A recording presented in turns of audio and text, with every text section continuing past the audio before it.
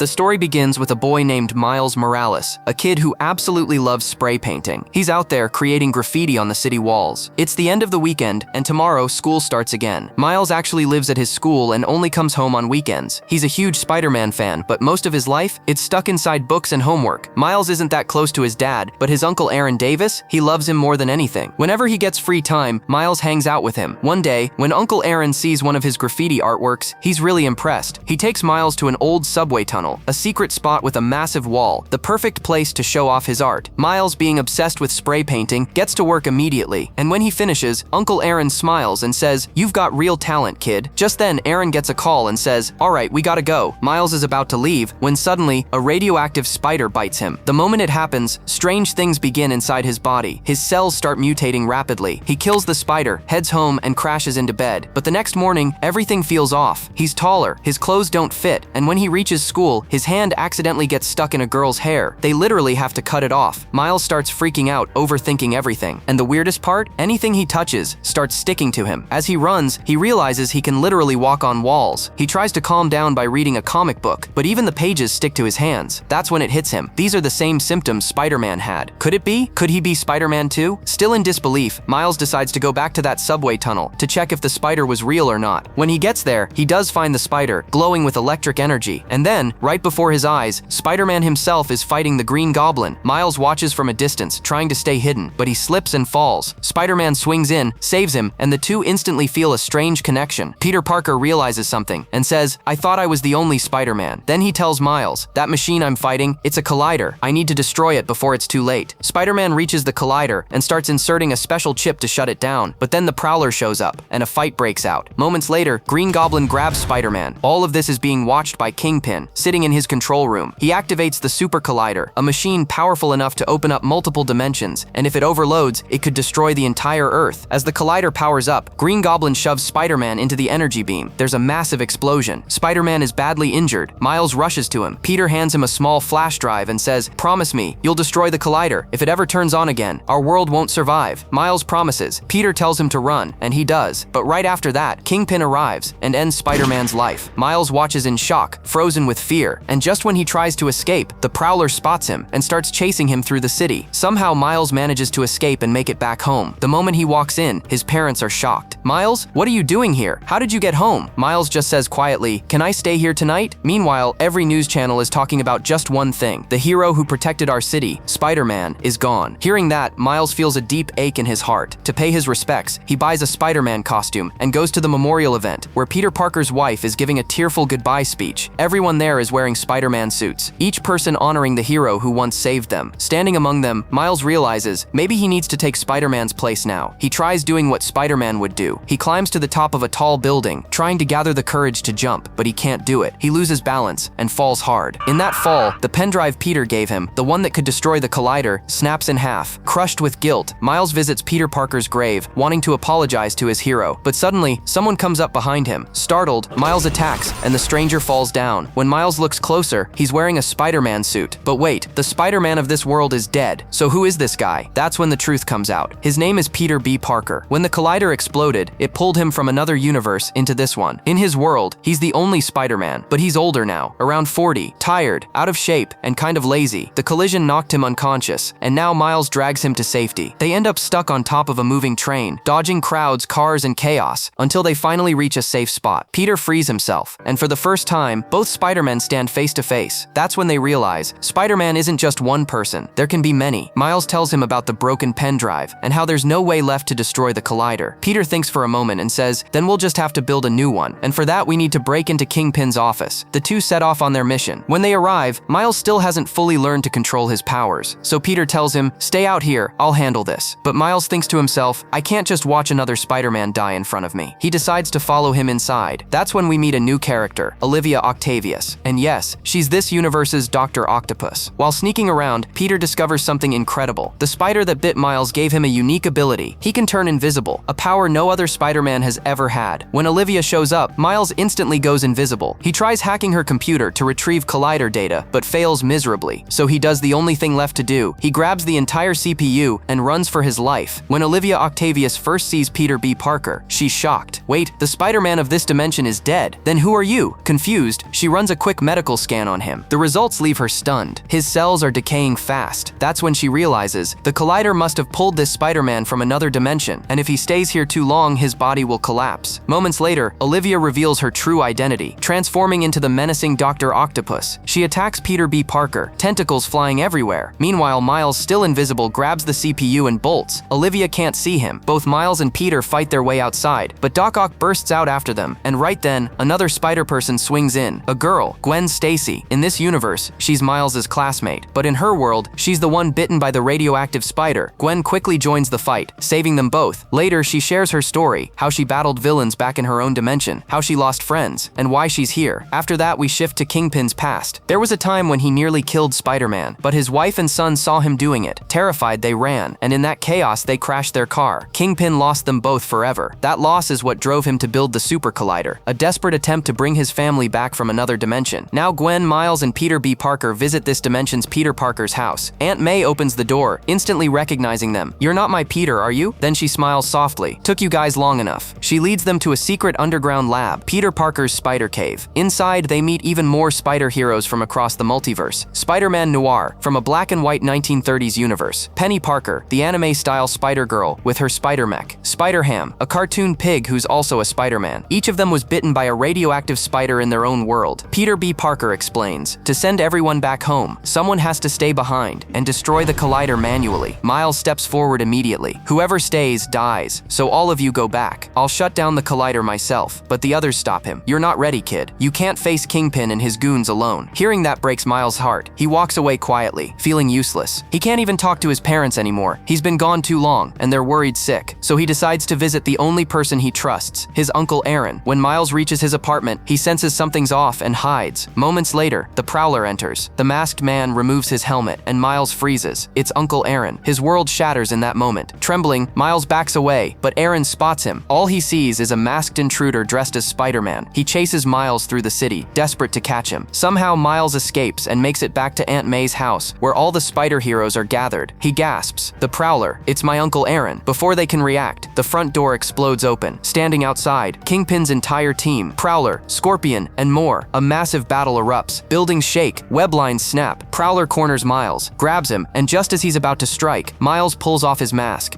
Aaron freezes. Miles, his eyes widen in shock. He can't do it. He can't kill his own nephew, his own blood. Kingpin was watching everything unfold right in front of his eyes. Furious, he shouted, "Davis, end him." But the Prowler, Aaron Davis, hesitated. He looked at Miles and just couldn't do it. He couldn't kill him. Kingpin, who knew nothing about mercy, raised his gun and shot Davis right there. Aaron collapsed to the ground, bleeding out. Kingpin turned toward Miles to finish him off too, but Peter B. Parker rushed in just in time to save him. Miles carried his wounded uncle away, but it was too late. The bullet had gone too deep, and within moments, Aaron Davis took his last breath. Just then, Miles's father, Jefferson, arrived at the scene. He was a police officer and had no idea the masked figure in front of him was his own son. He yelled, "Stop, hands up," but Miles vanished, turning invisible. Moments later, Jefferson found his brother's body, and from that moment on, he believed Spider-Man was responsible. Miles returned home, filled with anger and guilt, but before he could think, the other Spider-Men arrived. They tried to make him understand. "Miles, you can't face Kingpin alone. Peter B. Parker will stay behind and shut down the collider. The rest of us will go back to our own dimensions." They tied Miles up to keep him from interfering, took the pen drive, and left. Miles sat there, lost, questioning everything. Who am I really? What am I even doing? And then, his dad came to the door. But this time, his voice wasn't strict. It was full of love. "Son, whatever you choose to do, just don't shut me out. That's one thing I can't handle." Those words hit Miles straight in the heart. He focused all his strength and used his bioelectric venom blast to free himself. Then he went straight to Aunt May's house, put on the Spider-Man suit, and customized it in his own style. That day, Miles Morales wasn't just another kid anymore. He became Spider-Man, a Spider-Man who had finally risen above his fears. Meanwhile, the others had already reached Kingpin's building, where the collider was hidden. Kingpin had thrown a huge tribute party for the late Peter Parker, so no one would suspect a thing. Every waiter there was dressed as Spider-Man, which made it easy for the team to blend in. They made their way to the collider, but Dr. Olivia Octavius was already waiting. And right then, Miles showed up. The others were shocked, but also proud, because Miles had learned to control his powers. The fight fight began. Scorpion, Olivia Octavius, they all charged in. But this time, things were different. Miles was ready. He fought with full confidence, and at the perfect moment, inserted the pen drive into the collider. Now it was time to send everyone back home. One by one, Spider-Man Noir, Penny Parker, and Spider-Ham returned to their own dimensions. Each of them smiled because they knew their world was in safe hands now. Miles Morales was the Spider-Man of this universe. Gwen Stacy, the Spider-Woman, smiled softly at Miles and said her final goodbye, then disappeared back into her own dimension. Now only two were left, Miles Morales and Peter B. Parker. Peter wanted to stay. "I'm staying here. I can help," he said, but Miles stopped him. "If you stay, you'll die." Peter didn't argue. His face said it all, pain and pride. And just then, Kingpin arrived. Miles took a deep breath. He knew this was his fight now. He pushed Peter straight into the collider, sending him back to his dimension, and turned to face Kingpin, alone. The collider's energy surged again, and suddenly, Kingpin saw something that broke him from within, his wife and son. For a moment, they stood right before him, but instead of love, there was fear in their eyes. They stepped back, terrified. Kingpin roared in rage, throwing everything he could find at Miles. Miles was hurt, struggling to breathe, but he refused to give up because now he was Spider-Man. Kingpin was way stronger, but Miles had one thing he didn't, his Venom Blast power. With one final powerful strike, Miles unleashed his electric Venom Blast, sending Kingpin crashing to the ground. "Take that, Kingpin." The villain was down, and Miles shut down the collider, saving the entire city. All of this Miles's father had witnessed, and in that moment, he realized whoever was behind that mask was the city's greatest hero. A hero who had saved not just the city, but his heart too. Later, Miles thought, Dad must be worried sick right now. He called him, then put his Spider-Man mask back on, and swung down to meet him. Without revealing his face, Miles hugged his dad tight. Jefferson was surprised, but deep inside, he felt nothing but love and pride. And just like that, the city had found its new Spider-Man, Miles Morales. All the other Spider people had returned to their own worlds, but this world, it now had a hero of its own. And that's how Miles Morales became the new Spider-Man, a hero born from courage, loss, and heart. If you loved this story, don't forget to like, subscribe, and share it with your friends, because everyone deserves to feel a little bit super.